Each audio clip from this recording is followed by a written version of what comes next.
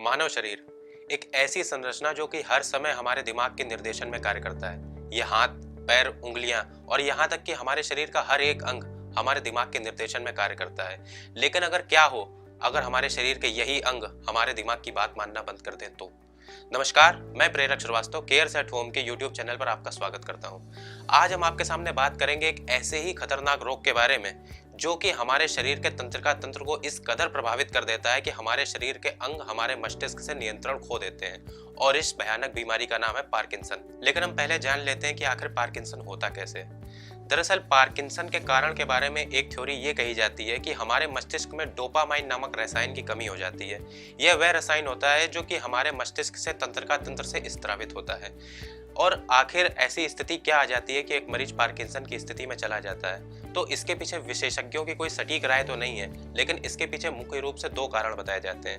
पहला कारण अनुवांशिक है, तो दूसरा कारण पर्यावरण में पड़ने वाले कुछ प्रभाव है।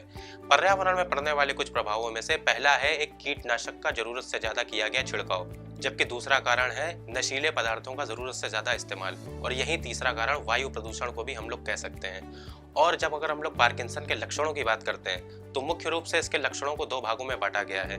पहले लक्षण मोटर लक्षण कहे जाते हैं और जबकि दूसरे लक्षण नॉन मोटर लक्षण।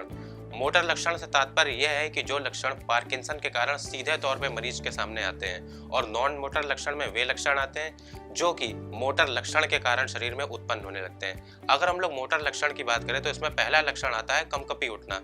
कंपकपी उस स्थिति में उठती है जब हमारे शरीर का कोई अंग आराम की मुद्रा में होता है। सामान्यतः अगर हमारे शरीर का हाथ, पैर या फिर कोई अंग कार्य कर रहा है तो कंपकपी उठने वाली समस्या नहीं सामने आती है। और दूसरा हमारे कारण सामने ये आता है कि हमारे मांसपेशियों में एक अनैच्छिक मरोड़ देखी जाती है। और इसके अलावा हम लोग अगर नॉन मोटर लक्षण की बात करें तो हमें एक अवसाद की बीमारी का सामना करना पड़ता है। अवसाद यानी कि डिप्रेशन। सामान्य तौर पे देखा गया है कि हमारे मस्तिष्क में डोपामाइन नामक रसायन की कमी ही अवसाद का एक बड़ा कारण बनती है। इसके अलावा पार्किंसन बीमारी से जूझ रहे व्यक्ति को सामाजिक कठिनाइयों का भी कई प्रकार से सामना करना पड़ता है, जिसके कारण भी यह अवसाद नामक बीमारी प्रस्तुत हो जाती है। अगर हम इसके दूसरे लक्षण की बात करें तो यह होता है माइंड कॉग्निटिव इम्पेयरमेंट, यानी कि डिमेंशिया का पहला चरण।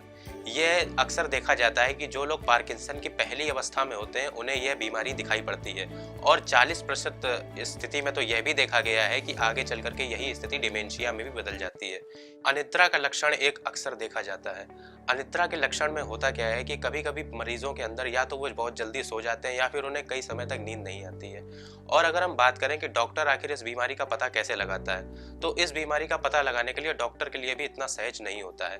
वो पार्किंसन के कुछ लक्षणों की पुष्टि अवश्य करता है, लेकिन उसके लिए वह मरीज को चलने के लिए, फिरने के लिए या फिर उसके हाथ पैर में कुछ हरकत करने के लिए कह सकता है, क्योंकि पार्किंसन के जो शुरुआती लक्षण होते हैं वह अन्य कई बीमारियों के भी लक्षण होते हैं। इसके लिए वह जरा चिकित्सक यानी कि न्यूरोलॉजिस्ट के पास भी आपको रिफर कर सकता है। और इसके लिए अक्सर देखा गया है कि लेपोडोवा नामक दवा की अक्सर मदद ली जाती है। अगर लेपोडोवा दवा से आपको सीधे फायदा हो रहा है तो ऐसा हो सकता है कि आपके अंदर पार्किंसन के पहले लक्षण मौजूद हैं। पार्किंसन का कोई सटीक इलाज तो मौजूद है नहीं। कुछ समय पूर्व लेपोडोवा नामक दवा पार्किंसन के लिए बेहतर कारगर मानी जाती थी, लेकिन कुछ समय बाद इस दवा ने अपना उस असर को दिखाना खत्म कर दिया।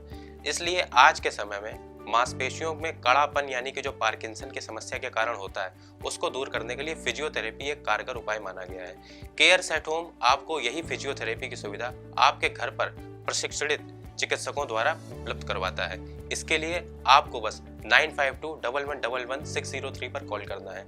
इसके अलावा जो लोग पार्किंसन की समस्या से जूझ रहे हैं उनके लिए हम लोग एक सहायक स्टाफ यानी कि बेड साइड अटेंडेंट स्टाफ भी प्रोवाइड करवाते हैं। ये मरीज की सर से पांव तक पूरी सुरक्षा करता है और इसके साथ ही उसके दैनिक दिनचर्या के हर एक काम में उसके साथ में खड़ा रहता है। और इसके अलावा जो भी मरीज पार्किंसन की समस्या से जूझ रहा है उसको हम लोग डॉक्टर ऑन कॉल की सुविधा भी प्रोवाइड करवाते हैं। इसके लिए बस आपको हमारे वेबसाइट www.caresathome.com पर विजिट करना है, और हमारे एग्जीक्यूटिव आपसे लगातार बात करने के लिए तैयार हैं। हमारा हेल्पलाइन नंबर 9521111603 इस सेवा के लिए सदैव तत्पर है। बहुत बहुत धन्यवाद।